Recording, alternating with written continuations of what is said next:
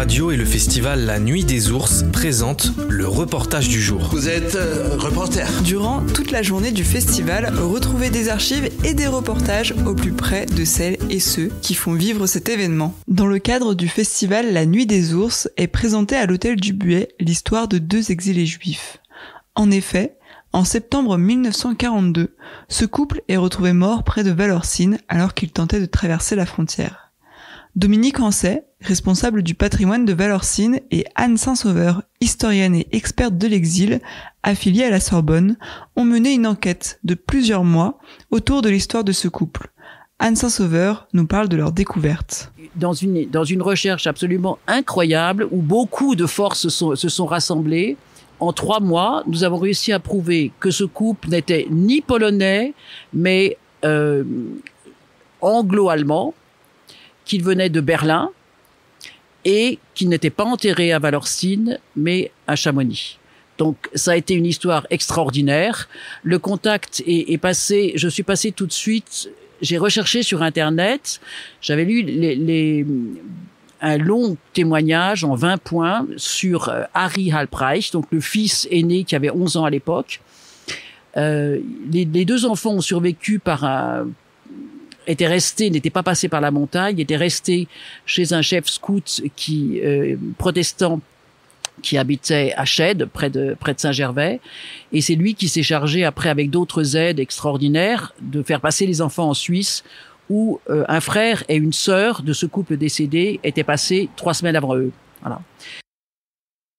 Grâce à des sources écrites, mais aussi orales, Anne Saint-Sauveur et Dominique Ancet ont pu reconstituer le récit des circonstances qui ont conduit ce couple à leur tragique destin près de Valorcine, laissant derrière eux 2 orphelins.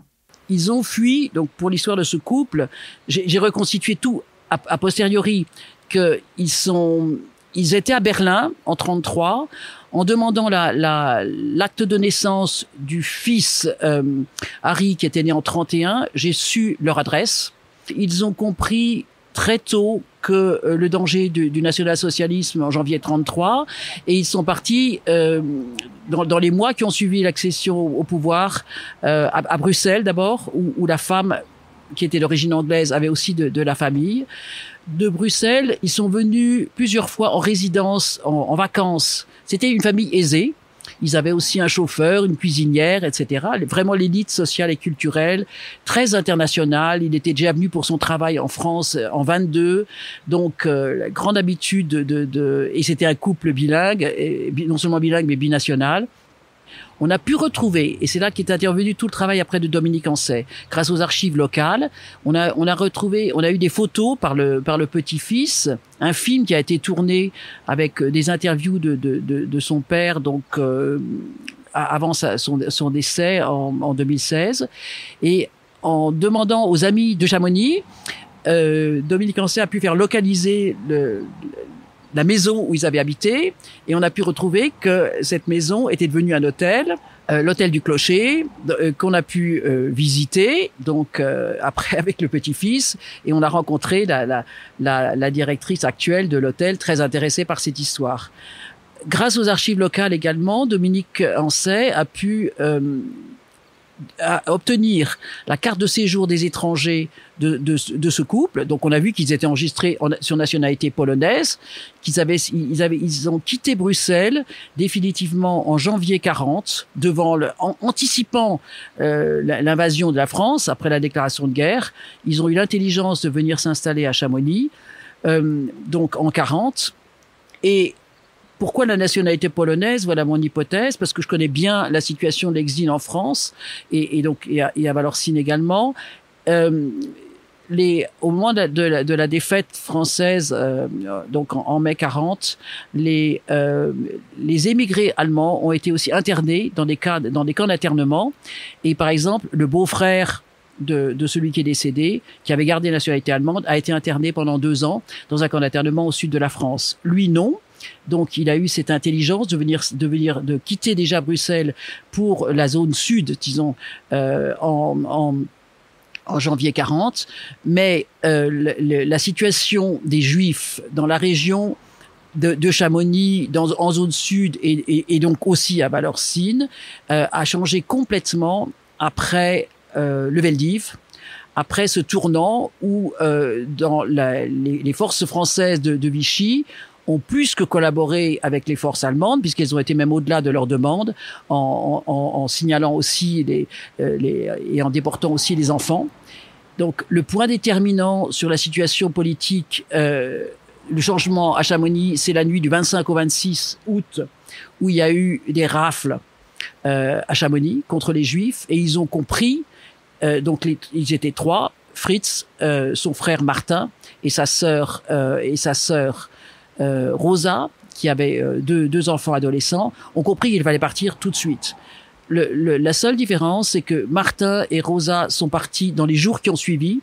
Début octobre, les deux enfants sont partis seuls dans la montagne et les autres sont partis par un trajet dont je vais reparler, c'est là où ils sont morts, extrêmement compliqué, organisé par les forces protestantes de la CIMAD et qui partait de Servoz, qui montait au chalet de Moued, au chalet de Villy, au col de Salenton, au col au Buet, et ensuite par le passage des Câbles et le col du Vieux, l'arrivée à la Suisse. C'est extrêmement difficile, il faut dormir une fois, il faut monter à plus de 3000 mètres, et voilà. Il faut voir que tout ça, c'est des passages clandestins, que c'est évidemment, ça n'a strictement rien d'officiel, que ceux qui les faisaient passer risquaient aussi non seulement des amendes, mais aussi l'emprisonnement. Donc devant l'urgence, c'est un jeune pasteur qui était là, qui les a pris en charge, mais il n'était pas très expérimenté et ils n'ont pas renoncé malgré le mauvais temps, qui les a pris au chalet de Villy. Donc voilà. Et devant l'épuisement du couple qui ne pouvait plus arriver au Buet, ils ont décidé de redescendre sur la vallée de Trélézeau et ils ne pouvaient plus avancer. Donc le jeune pasteur est venu chercher du secours à Valorcine. Valorcine aussi, on l'a découvert aussi l'année dernière avec différents cas. J'avais mis en valeur l'année dernière des passeurs de l'ombre. Là, il y a une colonne d'une dizaine de guides, 10 à 12 guides. On a 6 noms. Grâce aux dépositions sur les archives départementales, en recoupant de façon extrêmement détaillée et critique toutes les différentes sources, on peut arriver à regrouper, à rassembler tous les éléments pour retracer le fil de ce drame. Cette nuit-là, le 29 septembre 1942, battu par les éléments, le couple exilé n'a pas pu résister au froid et à l'épuisement, et a été retrouvé mort le lendemain. Cette histoire singulière s'inscrit dans le contexte de la Seconde Guerre mondiale et le rôle que Chamonix et Valorcine ont joué pendant cette période. C'est une histoire symbolique très importante parce que c'est à la fois important sur le plan historique de mettre, c'est un cas une étude de cas sur un cas particulier d'exil, particulièrement tragique mais aussi très riche. Et c'est important au niveau local pour Valorcine puisque c'est l'histoire à la fois de Chamonix où ils ont résidé pendant plus de 2 ans et demi. C'est l'histoire de Chamonix et c'est l'histoire de Valorcine aussi. Et puis évidemment, donc sur le plan humain, c'est évident pour la famille de tout ce qu'ils ont appris et ce qui va les remuer beaucoup dans leur propre histoire et dans leur propre identité. Le rapport aux origines, le rapport à la judéité, le rapport à l'Allemagne qui a été complètement évacué. Ils sont jamais allés ils ont jamais parlé allemand, ils sont jamais allés en Allemagne. C'était un refus complet, très intéressant parce que la fille Janine, elle s'est beaucoup tournée vers la Palestine, au contraire, donc pour le rapprochement avec la Palestine. Et à travers le cinéma, elle a fait plusieurs congrès, donc c'est des rapports aux identités très intéressants. Et c'est évidemment important pour l'histoire locale que Valorcine connaisse et que Chamonix connaisse cette histoire, qui la concerne directement. Il pourra y avoir d'autres débouchés sur. Frédéric Halpreich veut écrire cette histoire, qui est une histoire qui lui appartient.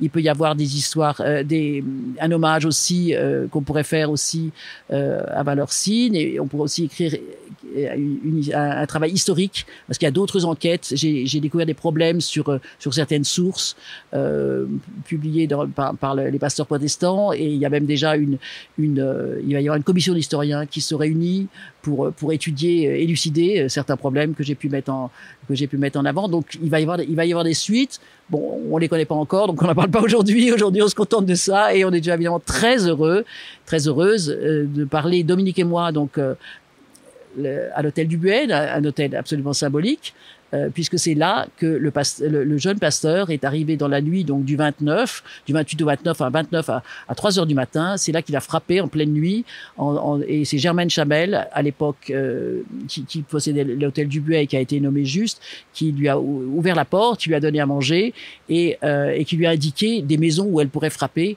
pour essayer de trouver des guides pour leur porter secours. Sauf que quand ils sont arrivés, ils les ont découverts à 3 heures de l'après-midi, ils étaient déjà morts. Donc ils les ont redescendus.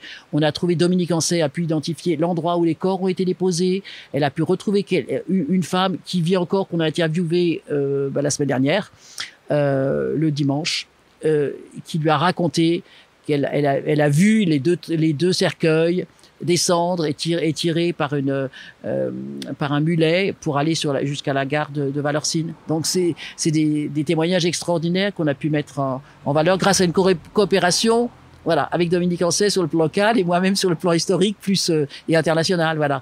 Anne Saint-Sauveur et Dominique Ansay ont pu faire part de cette histoire à l'hôtel du Buet le 11 août, un lieu lourd de sens.